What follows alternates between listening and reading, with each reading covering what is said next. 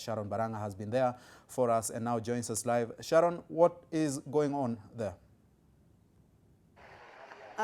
Yes, Edmond. Shortly before 1 p.m., family and a few members of the public who were invited to attend the private ceremony that was taking place at Karioko just left the crematorium. And the body of the late Chief Executive Officer of Safaricom was being interred here, and they just left the premises shortly before 1 p.m. and it was an invited occasion. No, not everyone was allowed inside here. We had a number of guards still manning the gate, and they were here to just try and control the surging crowds of people that had already gotten here. They were trying to make their way inside, but the family made it clear that the occasion was going to be private and only the people who were invited were allowed inside. They all even had a list that they were going through just to verify if your name is on the list before they let you inside. We spotted a number of leaders from across different sectors in the country, like Manu Chandaria was here. We had colleagues from Safaricom also here, just coming to bid farewell to Bob Collymore, and he's one of the most celebrated chief executive officers. He succumbed early Monday morning due to cancer, and the memorial service is said to be held at the Cathedral, the ACK, on Thursday, and right now no one else is inside. A lot of people have already left, and the memorial service, I believe, is going to be opened for everyone. Everyone is going to be invited for that memorial service because, again, Collymore was one of the people who celebrated. He had a lot of friends, and not everyone was allowed to come here. So they'll have their chance to just go and remember this person who everyone idolized, and they would want to follow into their footsteps. Edmond? Thank you so much, Sharon Baranga, for that brief. And the former CEO of Safaricom has now been cremated and interred safely, and may his soul rest in peace. Staying with that story, and former Safaricom Chief Executive Officer Michael Joseph has been appointed as the interim Chief Executive Officer of the company following the passing on of Bob Collymore yesterday. The 67-year-old was the CEO of Safaricom Limited from July 2000, when the company was relaunched as a joint venture between Vodafone UK and Telkom Kenya until his retirement in November of 2010. Joseph is also the current chairman of the national carrier Kenya Airways. He is a member of Safaricom's board and Vodafone's strategic advisor, appointed to the boards of Vodacom Group South Africa, Vodacom Mozambique and Vodacom Tanzania.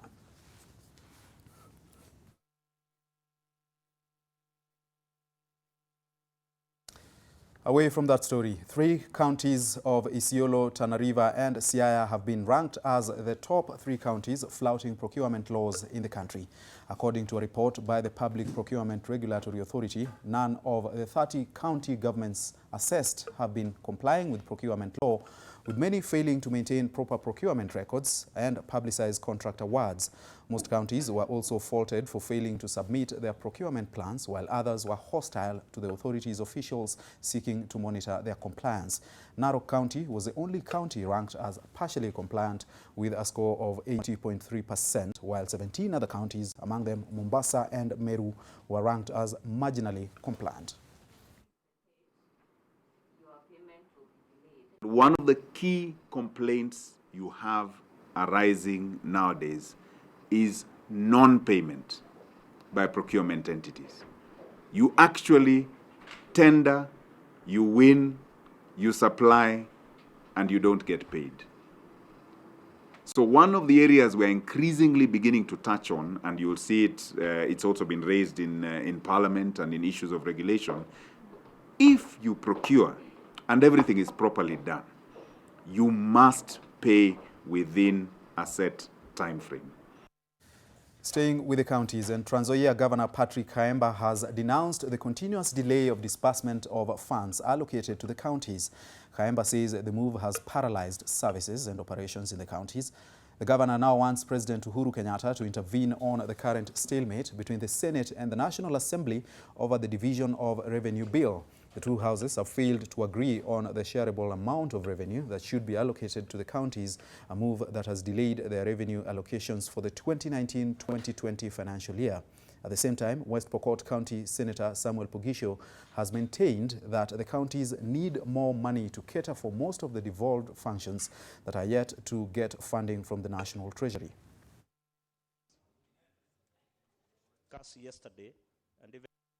Mambo haya yote yanahitaji pesa mingi, kwa hivyo tutapambana sisi kama Senate ili pesa ile ambayo ilikuwa ni mgao wao ya bilioni 335 ama ikaribie hapo.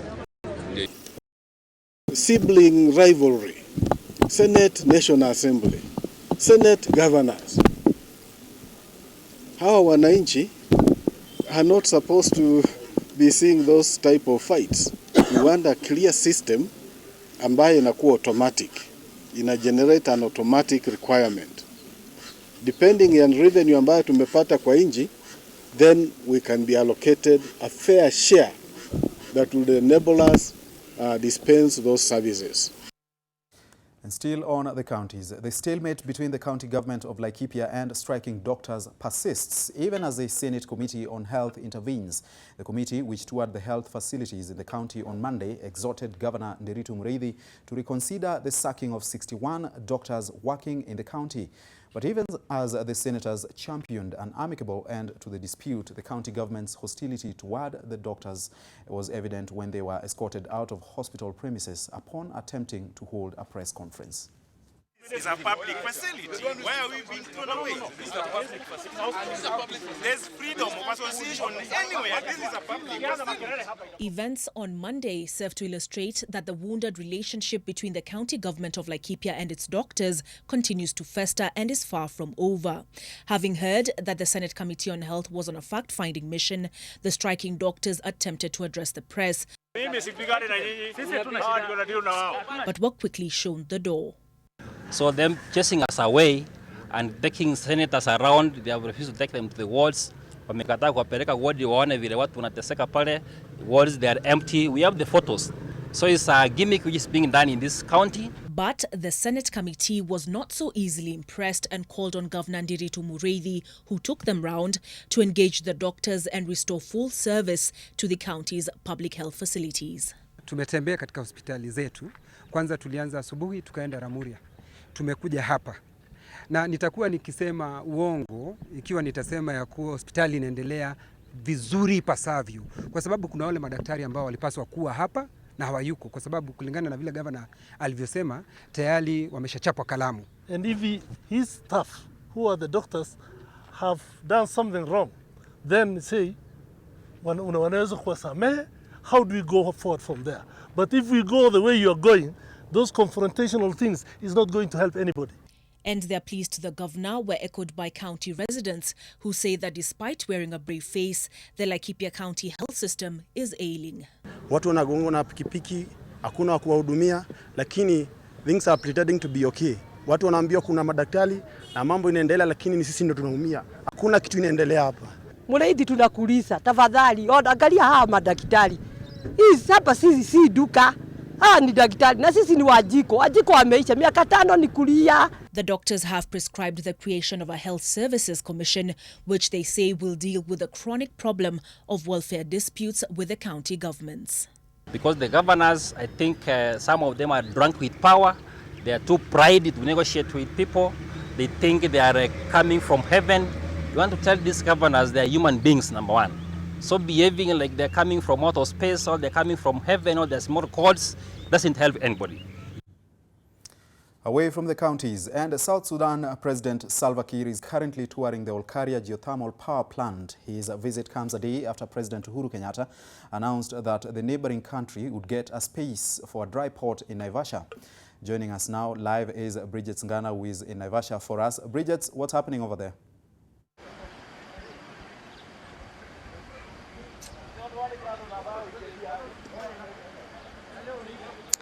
Well, Edmond, just as you have mentioned, the South Sudan President Salva Kiir has been here today.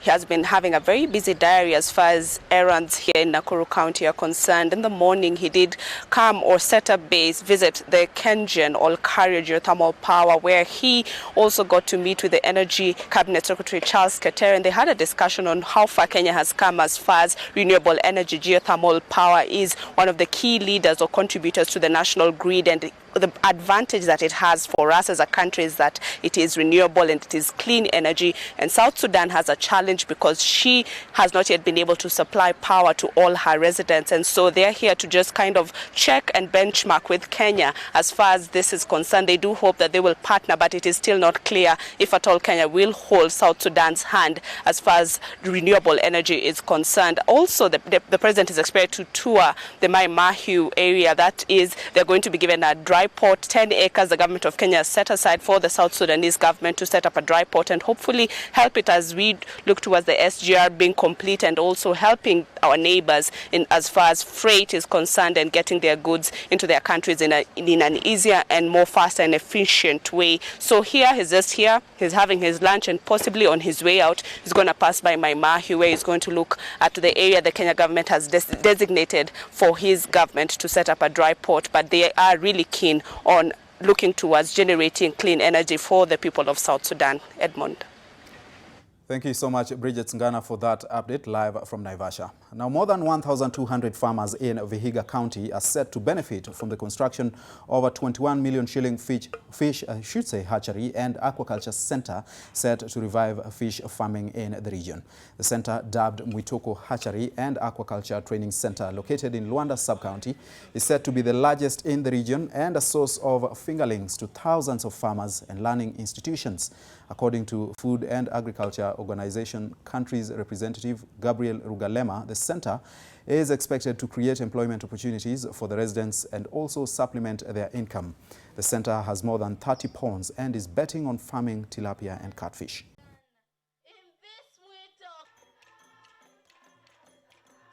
Ni mradi wa kipekee kwa hili jimbo letu la jimbo la Magharibi.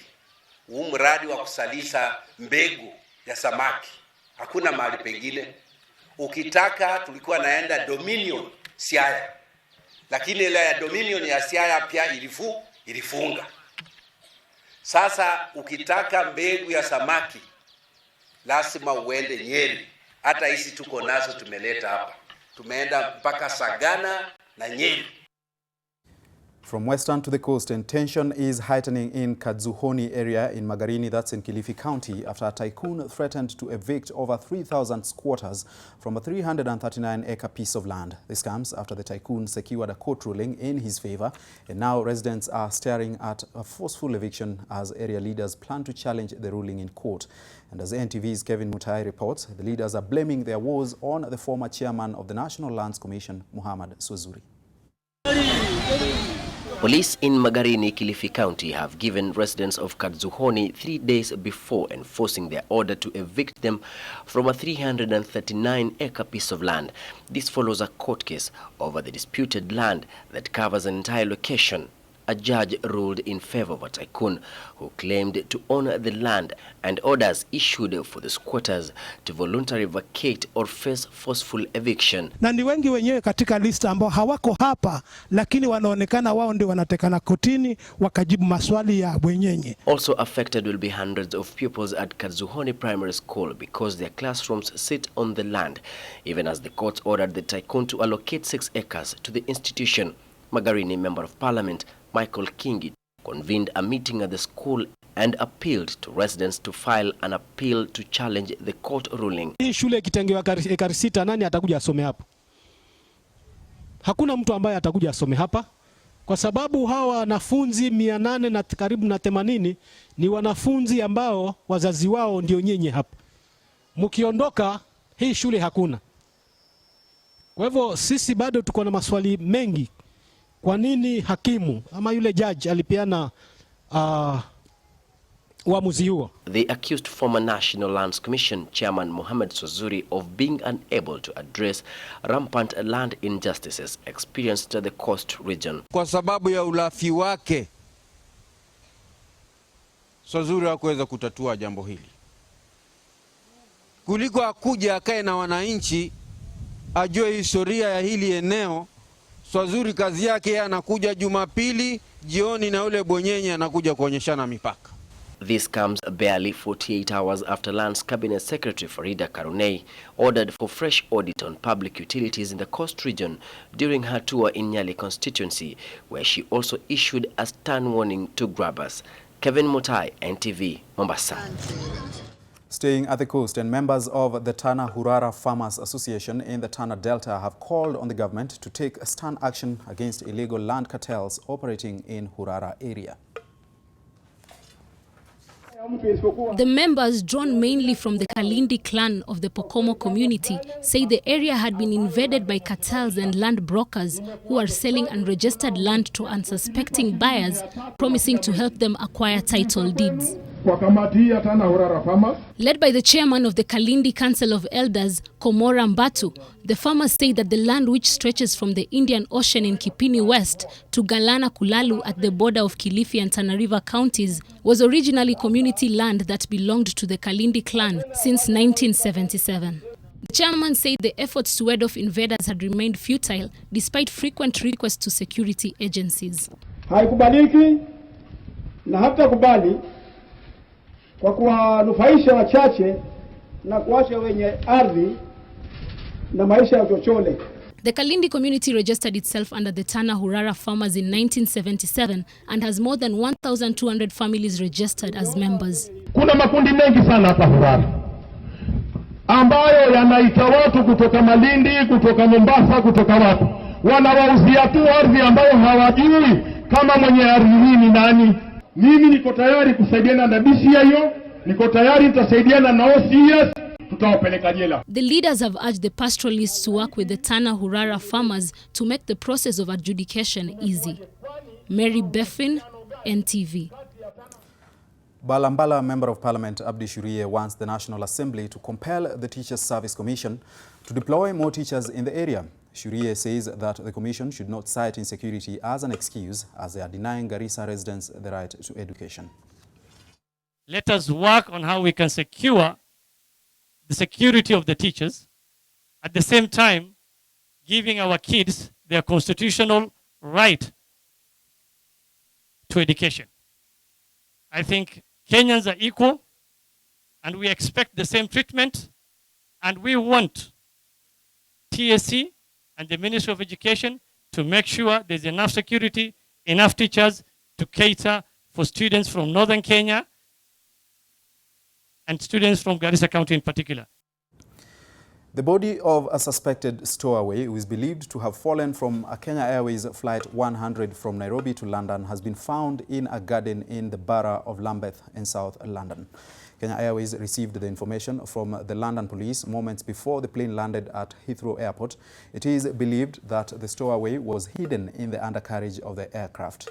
Authorities discovered a bag containing food and clothing at the rear left of the landing gear upon inspection of the flight. A statement by Kenya Airways read in part, "It is unfortunate that a person has lost his life by stowing aboard one of our aircrafts, and we express our condolences." Kenya Airways is working closely with the relevant authorities in Nairobi and London as they fully investigate this case.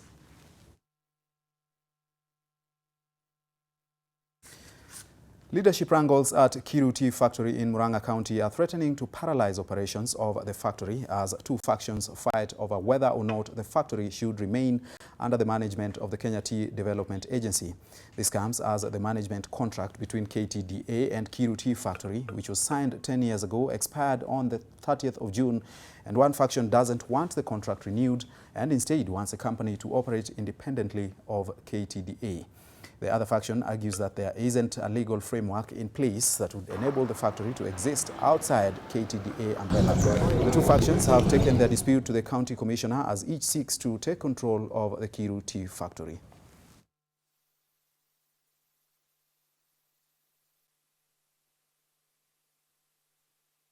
Sisi ndio tumelinda hiyo mali kutoka siku ya leo na hatuwezi kurudi nyuma hata kidogo, na tutaendelea na vile vile kuilinda.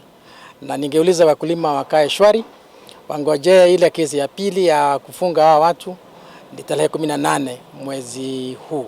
You do not take law into your hands and try and take over a factory without any court order. We have a valid contract with between Keru Tea Factory and KTDA, and that has not been disputed by anybody, and it has not been challenged in a court of law. Let's now cross the borders to Sudan, where protest leaders have announced a one-day nationwide civil disobedience campaign to take place on July 14th, a day after they organized mass protests against the ruling generals that rocked the country, according to a statement released by the Alliance for Freedom and Change.